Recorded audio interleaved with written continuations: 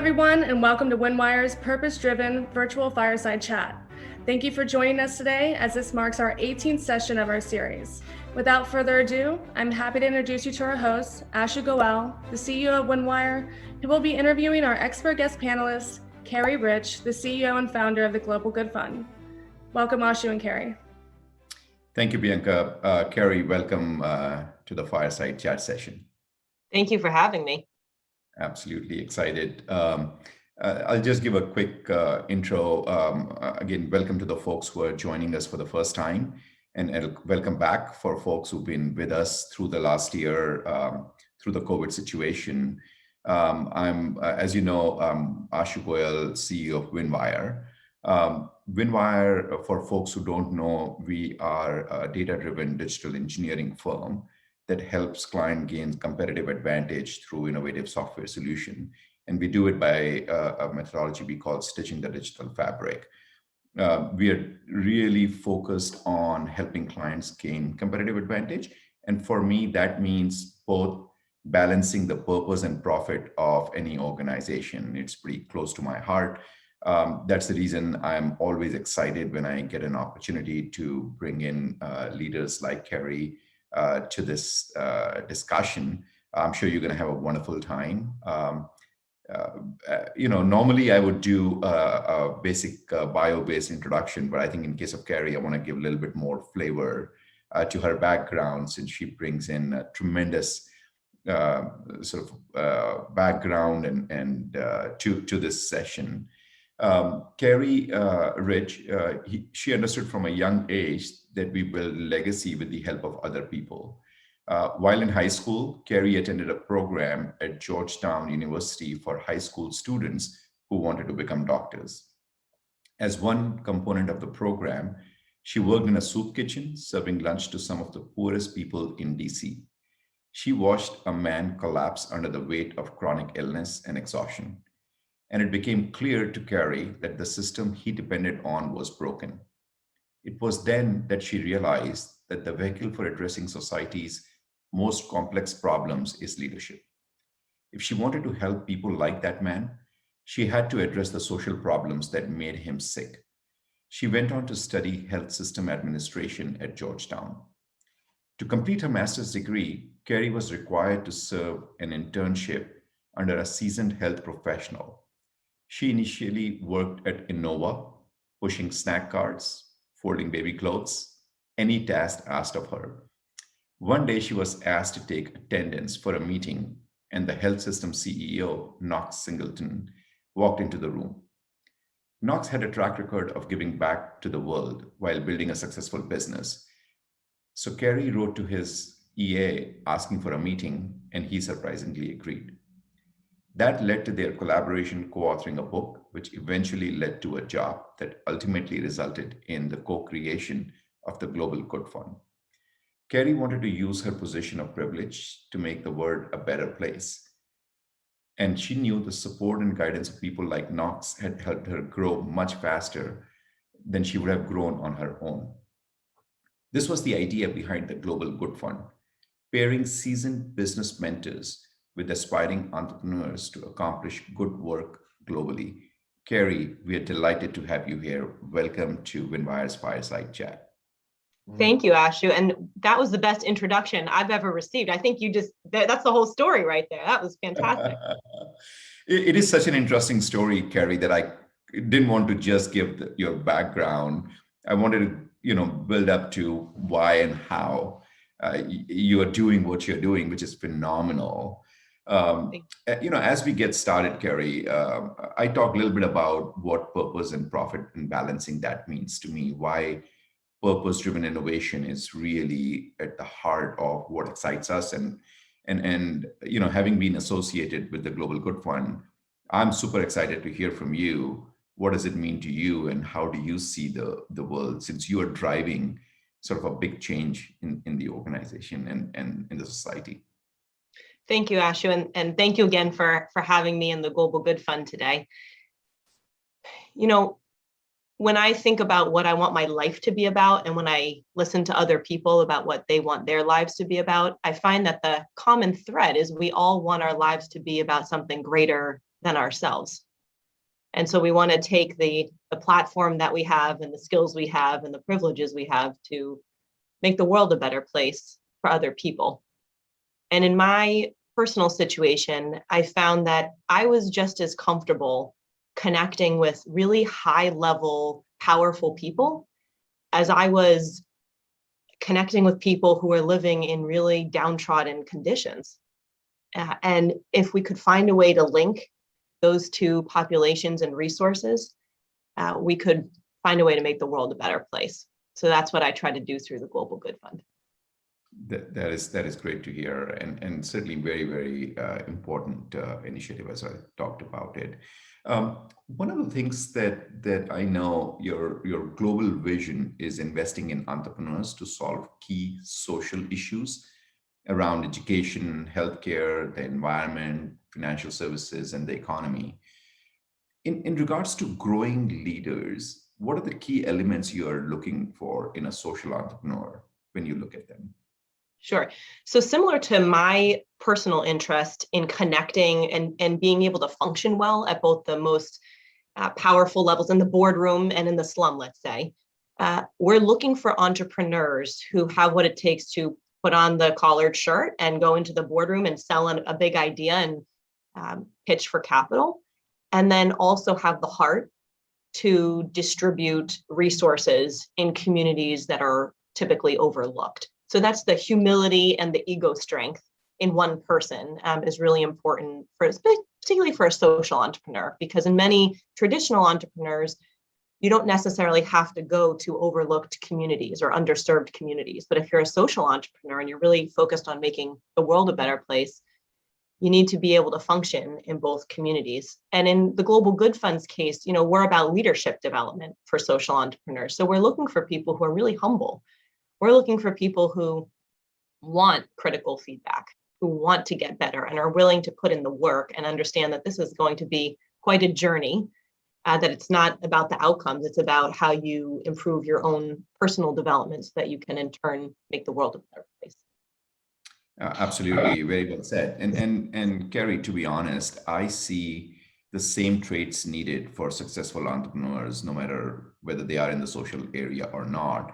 I find the most successful folks are folks that have a drive, have a passion to do something, but are also humble to know that they don't have all the answers and can build good teams around them to be very successful. And to your point, Ashu, I hope that one day the category of social entrepreneurs doesn't even exist. That would be a great thing. Yeah, absolutely. I think that's a very good point, because I think, again, if that's really my mission with this purpose driven innovation fireside chat. I want to drive this into a lot more people understanding that, hey, it is not the balance of purpose and profit can work well in the organizations, and not just purpose or profit. So you can combine these two together. So very, very good point. I know you have a Global Good Fund fellowship program. Can you share a little bit more about how it came about, what it entails and success around this program? I'm sure a lot of our listeners will be able to appreciate that as they get to know more. Right. So Ashu, you shared how, in your case, your purpose is dual, that there's, you need to be a successful business and you also have a heart for doing the right thing by society. And what I found, this was 10 years ago now, was that wasn't commonplace in really successful CEOs, that perhaps it's more increasingly common, but at least 10 years ago, and still I think today, it's not common that the typical CEO who's really successful in business also has a heart of gold. And what I found personally was that when I got to be mentored as an emerging professional by a seasoned executive who knew what they were doing and also wanted to give back and make the world a better place, that person could open doors for me and help grow me in ways that couldn't happen had I not had that mentorship. And I was so fortunate to be in that position to benefit from that type of mentorship. So I went to my boss, Knox Singleton, who you mentioned in the introduction. He was the CEO at Innova Health System, which is a multi-billion-dollar company that exists to improve the health of the community. And I said, wouldn't it be great if we could find existing social entrepreneurs throughout the world who are already creating a business that addresses a social issue and help them grow their business, help them scale by pairing them with seasoned business executives who are successful at what they do and want to turn that success into social significance. And if we could pair these two populations and put some targeted capital behind that pairing, it would be a catalyst for immense social good. And so the Global Good Fund Fellowship recruits social entrepreneurs across the planet. We've worked in 40 countries globally and across the United States to find entrepreneurs who have already taken a dive out of the airplane. They've already established their business and they're sort of building the parachute on the way down, if you will. And they understand, because they're humble, that if they grow their personal leadership, they will in turn grow their business and positively impact the world. So we run a 12-month fellowship program, and this is the last week of applications. So we can accept applications for anyone who's listening here. It's the last week, and if you're selected out of the thousands of people who apply, we offer a 12-month virtual fellowship program. So we've always been virtual, not just due to COVID, but we believe in investing in people in place where they do their important work and pairing them over the course of that 12 months first with an executive coach, someone who can help them complete a 360 leadership assessment and craft a personalized leadership plan to give them a roadmap of their leadership journey, and then connect them with a business mentor, someone who's run a successful company, typically around $40 million to $60 billion in revenue, who one-on-one works with each social entrepreneur. And the Global Good Fund team holds each entrepreneur accountable and supports the entrepreneurs along that journey, and also provides a $10,000 leadership stipend to implement each entrepreneur's leadership plan. So that's the fellowship program. Wow, that sounds fantastic. What a great initiative, and what a great opportunity for a lot of the social entrepreneurs. I know they normally don't get this, as you said, because we find a lot of the, as we interact around the world, we see that there are a lot of people trying to do good things, but they don't have all the tools and skills needed to scale that. So they end up making an impact, but at a much smaller level. So I really like this idea that you're able to provide that sort of an ability for them to make a bigger impact. Right. People who are already making impact, you are Yes. enabling them to make a much larger impact, which is fantastic. Yeah, we aim to have a ripple effect, that if we find the right person, that person is already really talented. And if we can give them a platform and a network and some resources and the time and attention to say, we believe in you. A lot of people already have what it takes, but they just don't have the same platform or resources or network to believe in their idea, and that they really can make a positive difference that has a ripple effect throughout their communities in the world. Yeah, and Carrie, in my experience, I find it's easy to build skills, but very difficult to nurture passion.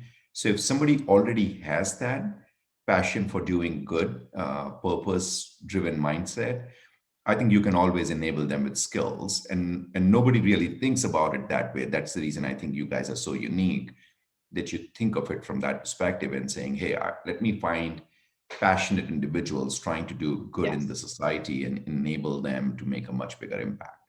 That's exactly it. And, it's actually really difficult to assess, how do you assess that fire in the eye and hunger in the belly, when you're looking at candidates? But you're right. We're looking for people who have that.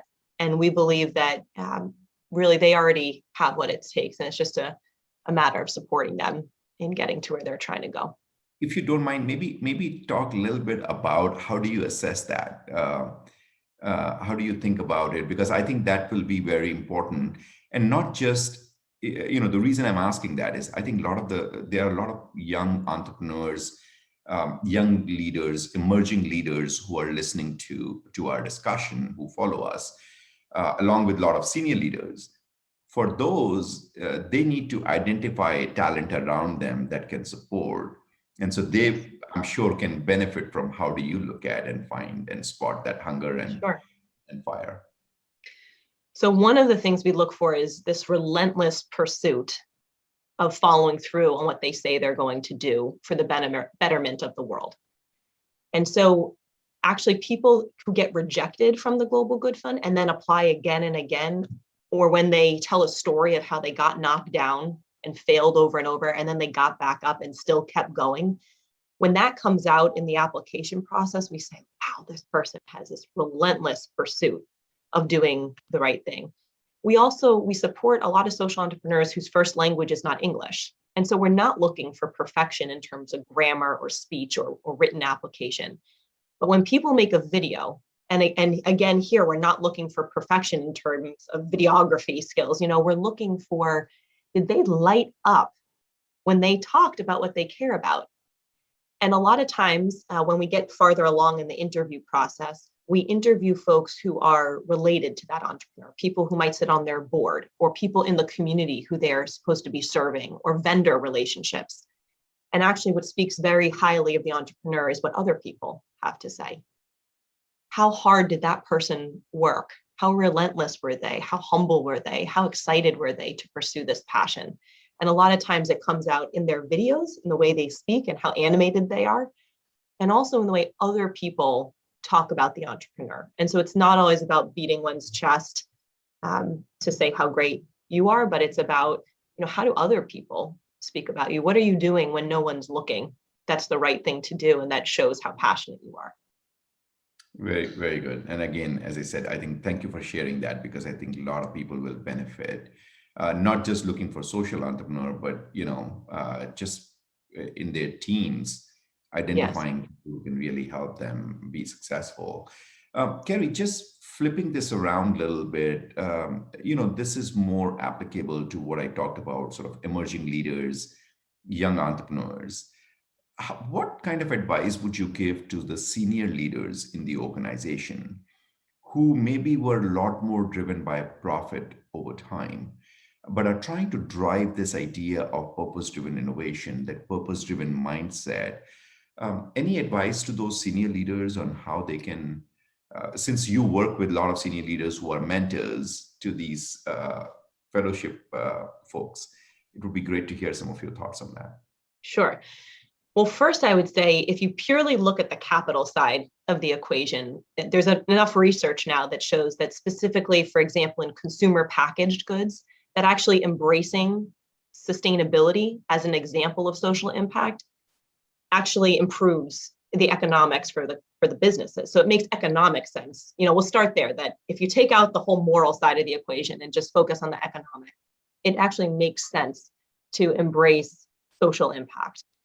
But then if you look at what young employees, what young talent is looking for, you find that they care about making the world a better place. And so if you want to retain talent, cultures need to embrace sustainability, environmentalism, helping people who are overlooked in society, creating more financial inclusion opportunities. Anything that's a social impact component of the business will be a retention vehicle for your most talented employees. And what CEO doesn't want that? What HR leader doesn't want that? So this is a few of the places we start, and then we dig in from there. Yeah, no, I think that's a very good point. I think I like the fact that you start from things that they can measure, that they already care about, and then Right. build from there. It's always easy to build bridges from known to unknown Yes. than completely Yes. new. Yes, that's a very good point. I know the Global Good Fund also provides, Carrie, leadership services in order to heighten focus on excellence in leadership and development, as well as re-examine your tools and methodologies. You talked a little bit about that.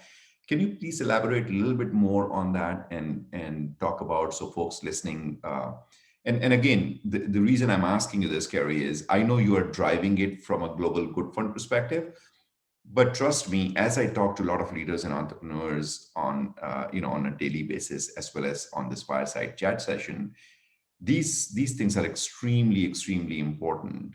Mm-hmm. No matter where you are, no matter what business you are in, no matter what field you are in. So there are a lot of parallels. So I would love, these are valuable insights that you're providing. So please, if you can spend some time on that. So about 5 years ago, the Global Good Fund noticed that our partner organizations, companies that we work with, wanted to invest in growing their people, not only for the sake of growing the business, but in a way that led to greater social impact, which in turn would grow the business. So if you can grow the business, you in turn, you make money and you positively impact society, as you originally said. And so 5 years ago, we started selling the component parts of our fellowship program. We started selling a 360 leadership assessment, specifically designed for social impact. We began selling coaching services and leadership development planning, again, specific to how do you create and grow existing employees to create more good within the companies that they currently work for.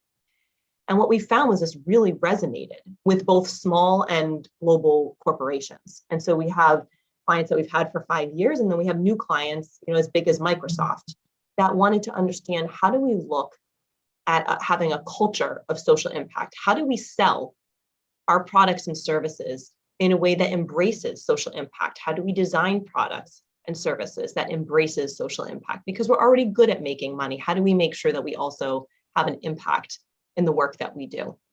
And so we provide both these standardized services like 360 leadership assessment and coaching, leadership development planning. And then we've created customized packages where a lot of these companies want to understand what's inspiring from a social impact standpoint to our customers. And so we bring in social entrepreneurs who are very inspiring themselves in the work that they do to help these companies understand how can we do even better than the work that we're already doing in social impact. And that's been very fulfilling for everyone involved. Oh, absolutely, absolutely. And it's very interesting to hear, on one side, you're supporting the social entrepreneurs. On the other side, you're supporting these large multi-billion-dollar, trillion-dollar enterprises figure out how do they drive that culture of purpose-driven sort of mindset within the organization. Right. And as you said, I think it's very, very good for the bottom line as well for these organizations as they do it. Right. And, many times some big ideas often come from the front lines. But the question is, how do you get those ideas to the executive leadership?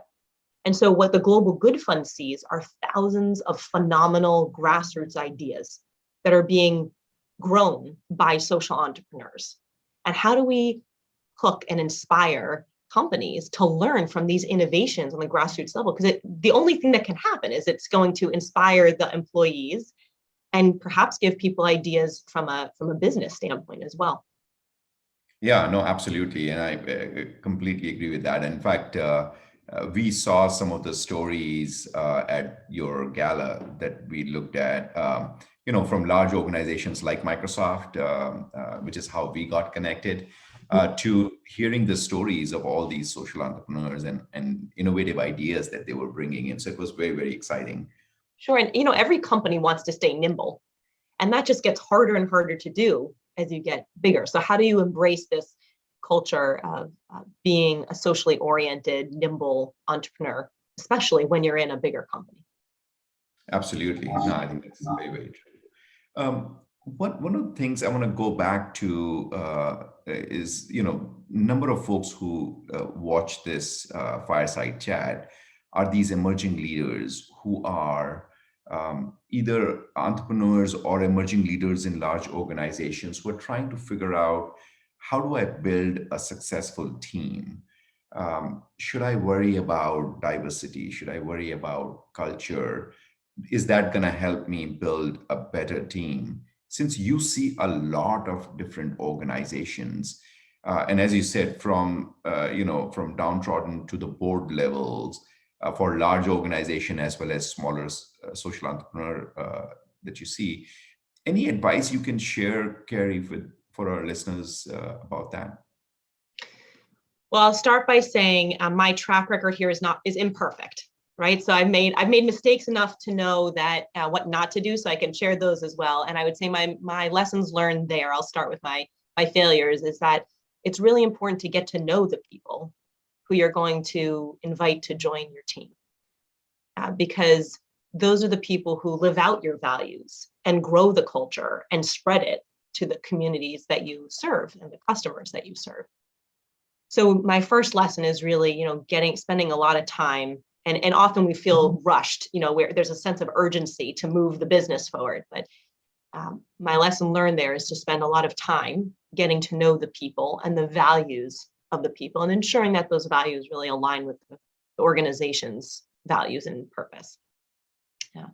In terms of how we've grown our team and diversity and the culture piece, we really look for people who think unconventionally. We're trying to be the best in the world at serving social entrepreneurs for leadership development. And diversity of thought comes in all different forms. There's, a lot of times people think of racial and ethnic diversity, but, we want age-based diversity. We want diversity of socioeconomic backgrounds. We want diversity in terms of gender and sexuality. We want diversity in terms of how people were raised and the values and religions and the food they eat and how they pray. I mean, that's going to make us better as a global organization and more able to relate to all different kinds of people. And I would say it's really informed our thinking. It hasn't always made it easy because we bring all these different perspectives together. It has made us more successful and richer because we've embraced difference of thought. And we will always hire the best candidate we can find. And like you said, that person is someone who has a hunger in the belly and fire in the eye. And for me personally, I only bring people onto our team who are people I want to work for. And I think that's been a really important lesson for me that I would just share with listeners and viewers is that at the end of the day, we're serving our team, not only the external community. And so, whatever my colleagues ask of me, I'm rolling up my sleeves to make it happen. And so I want to make sure those are people I want to work for. That's very interesting, Carrie, and I want to make sure it's not lost on people.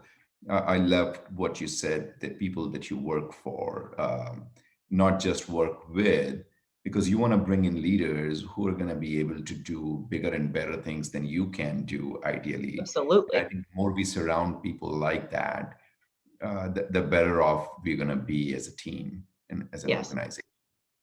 And we see that all the time in our organization, and as we talk to different clients around the world, is successful leaders are the ones who don't want to be the smartest in the room. They want to hire. I don't have that problem. Exactly. It's just it's phenomenal how many times, Carrie, we find people who are not thinking in those lines and don't succeed as a result because they stifle the talent within the organization. And, because they want to be people are smart in different ways. I tend to be more street smart than book smart, and I'm not particularly smart at a lot of things digitally or with social media. Strategically, that's a strong suit for me. So I try to surround myself with people who are phenomenal operators and understand how to build out strategies and implement in ways that may not make sense to me. And they're much smarter than me in those ways. And I'm honored to get to work for my colleagues. Yeah, no, I think that's again that's the trait of a great leader, Gary. I know you're already doing phenomenal things, and I know you're going to do even more amazing things. Just listening to you, certainly tells me that you're on to do even more awesome things as we move forward. I know as we wrap up, Carrie, I would be certainly very interested in hearing a little bit more from you about your future plans. What are some of the things that you are looking for? I know the last year has been a little crazy with everything being remote. Again, however, I would say we learned a lot of new things that we're going to take with us for future, and hopefully make the entire work environment a better place as a result of that. But I would love to hear some of your thoughts and plans as you look at scaling what you're looking at doing, and what are your plans for the next year and beyond. Thank you for the question. So we're looking at continuing to grow out our leadership services that we provide to businesses outside of our fellowship program. And just to be clear on that, when we're able to create social impact, the more people we can touch, the greater the ripple effect. And then 100% of the revenue from that is reinvested in supporting social entrepreneurs through the Global Good Fund Fellowship. So that's a really important opportunity for the Global Good Fund to practice what we preach and be a social enterprise that generates revenue and reinvests in supporting great social entrepreneurs. So that's one area we'll continue to grow. we're so excited to bring people together in person again in 2022 and later this year to get our fellows together for our annual summit and gala. So hopefully we'll get to see you in person next year. And very exciting. This has been in the works since 2016. Global Good Fund has launched a sister company, which is our impact fund. And it's a venture capital fund that invests in for-profit social enterprises that are led by Black, Brown, and women entrepreneurs. And our first fund that does this was created in 2016. And now we've launched another one this year, which is a $10 million fund. And again, the proceeds go back to support Global Good Fund fellows. So these are a few of the ways that we're very excited to grow looking toward the future. That's fantastic. That's a significant, round that you have raised with the focusing on the social entrepreneurship, because that's an area. And I think with all the organizations looking at, zero carbon footprint by 2030, as you said, sustainability is becoming very important. Yes. People are starting to look at it. I think there are a lot of leadership services that the organizations can use and look at the impact fund. So it's fantastic to hear. Carrie, it's truly been a pleasure. I know we are coming towards the end. I could talk to you for a lot longer, but I do want to make sure that some of our listeners get an opportunity to ask you questions. So with that, I'm going to have Bianca come back on. Absolutely. And we will take it forward.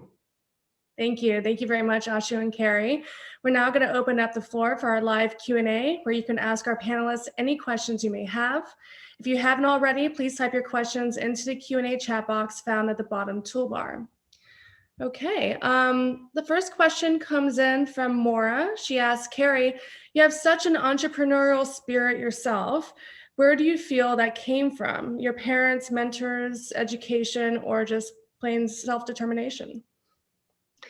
Great question. And I'll tell you, it was not from my parents. They are both federal employees for life, and they worked really hard and gave us a really stable upbringing where my sister and I knew that we came first. And I think, while they didn't teach me about entrepreneurship, what they did teach me about was hard work and prioritizing what matters in life. And, from an entrepreneurial standpoint, it gave me the stability and the security to know that when I failed, my family would always catch me. And so that security was really important. I will say they definitely encouraged me and supported me to do things on my own from a young age. So before there were cell phones, I was off in Mexico.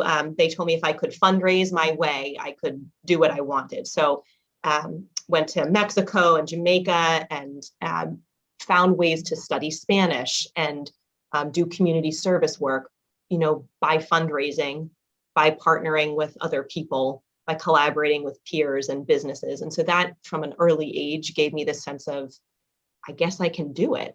Other people believe in me that I could do it, and they're letting me do it.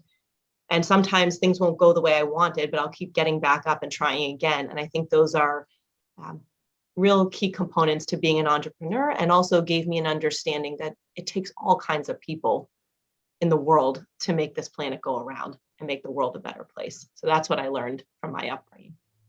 Actually, that's very interesting, Carrie. A lot of people with that background end up not doing what you did. So I think there is something there, but it's good, I think a good lesson having that stable sort of backstop available to you, and a loving and caring family allowed you to explore and expand beyond what you would normally think about. Sure, and it's a real privilege. I didn't have to worry. I could try different things. When I worked, it was for jobs that, when I was in high school, I was working at jobs that were interesting to me. I was working for hospitals rather than having to do a job to put food on the table for my family. So I think it was a real privilege to have that safety net. Absolutely. That's great. Our next question comes in from Enrique. He asks, could you recommend any of your favorite reads that have helped you along the way? Enrique, I don't have a book to recommend. I have my mentor, who was my former boss, wrote family letters routinely.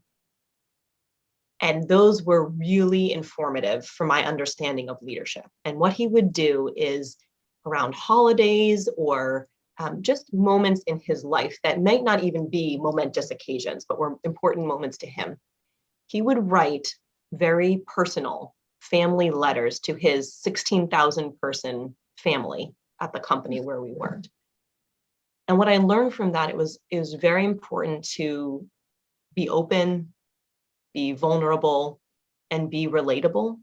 That some of the moments he wrote about were spending time with his children and family, or were really challenging moments that he experienced that he wanted to share, and knew that he had a community that might not always respond supportively, but would eventually come around. And what I learned from that was the sense of humility and the sense of people want to relate to their leader. And so for me, it wasn't a book. It was that he carved out time routinely to send personal family letters to his 16,000 employees. Wow. There's a wonderful question to follow up with that from Carol. What's the best piece of advice you've received from a mentor in your life? One of the best mentors in my life took me aside one day and offered help. And I thought he did it in such a thoughtful way. And he made it acceptable and okay to receive help. And for me, that's been the way he did it didn't come across as advice. It was a hand outreached. And it really made it possible for me to keep the priorities that matter in my life and focus my time on the things that only I can contribute to making the world place I want to live in, and making sure that I could delegate aspects of my life that really are not the highest and best use of my time. And so while he didn't give that to me as a piece of advice, he gave it to me as an outstretched hand. The lesson I took away was to accept help and receive it graciously, and embrace it, to be able to use your time and skills to the benefit of yourself, your family, and the world. That's wonderful. A lot of people are afraid of help, and it's wonderful as a leader to be able to extend that to your team. The next question we have comes in from Karen. She asks, as a female entrepreneur and CEO, how do you have a successful work and life balance? So I just gave birth 8 weeks ago to our third child. And so I am breathing this one live as we go. And I just joined a corporate board. And I like to volunteer and do other things in the community, beyond my day-to-day work. And so this is a real question for me. And I think the benefit of my mentor's advice, if you will, of accepting help, I was so excited to welcome another child into this world. I was so excited to take on responsibilities at a governance level. And that was because I really felt supported on the home front. I have an amazing spouse who supports my ambition, and that was probably the best decision that I've ever made, is picking the right person. And then in addition to that, I really try to outsource and delegate what I don't need to do that's not the best use of my time. And I did not grow up with any kind of support in our household. My parents did everything themselves. And so I actually didn't know how to, it sounds silly, but I didn't understand how to accept help on the home front. So I actually had numerous people explain it to me and look at different contracts and explain how their lives worked. And it was both men and women who sat me down and educated me to be able to accept help on the home front so that I could be the best parent and spouse and professional that I can possibly be. So I do not feel bad at all now. And in fact, I feel really good that the way I spend my time is in the ways that make the difference to my children and my spouse and my professional commitments. Absolutely. That's very well said. Yeah, that's very well said, Carrie.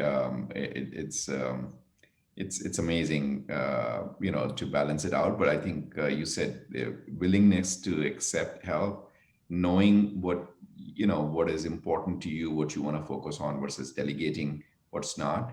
And we see that, I think the question was more from being a woman and CEO, mother, and a spouse.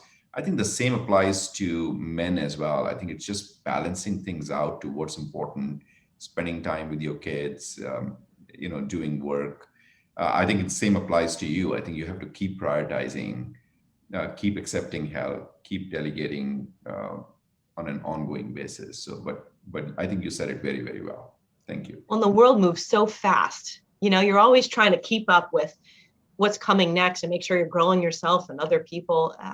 But I'll say, yesterday I took half a day to spend time with our oldest child, with my husband and me and our oldest child, just to give him, a little extra attention with a newborn being added to the mix. And it was so special. And I realized you don't have to do that every day, but if we could do that once a month, and that's what we've been doing, it's been a really meaningful way to spend time. And I think that's the lesson learned for me in terms of work-life balance. You're often just trying to stay on the tightrope, not lean too far to the right or the left. Maybe you take a few steps back in order to move forward. But beyond staying on the tightrope, we really want to embrace what we have and enjoy the people in our lives. And so finding ways to do that has been super meaningful for me.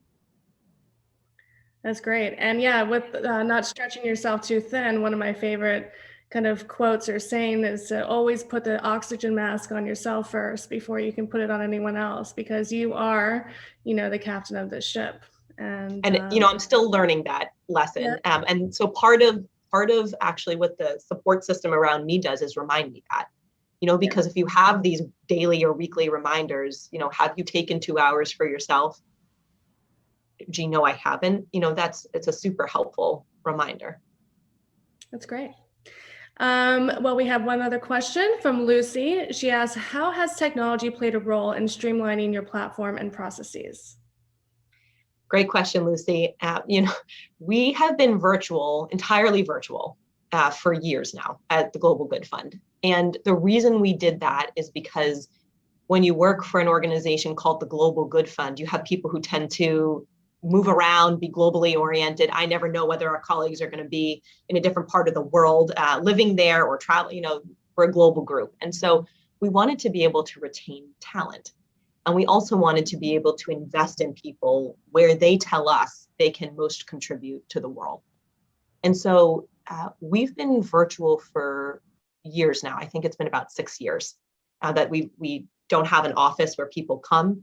But what we do in terms of embracing technology is once a week, we have catch-up time.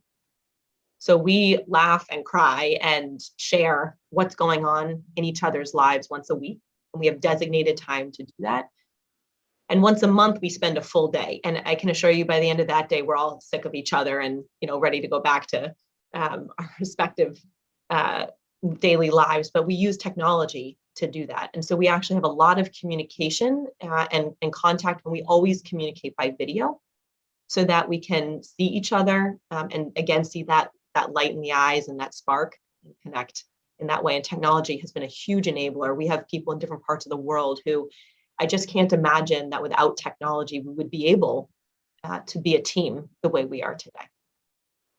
That's a very, very good point, Carrie. And back to the point I was making earlier, I think pandemic forced people to use technology, but I think we're going to take some good off that you can still collaborate. You don't need to be in office, sitting alone and doing your email. Right. I think, like you're saying, I think it's a good idea. There are times when you need to collaborate, you need to be together.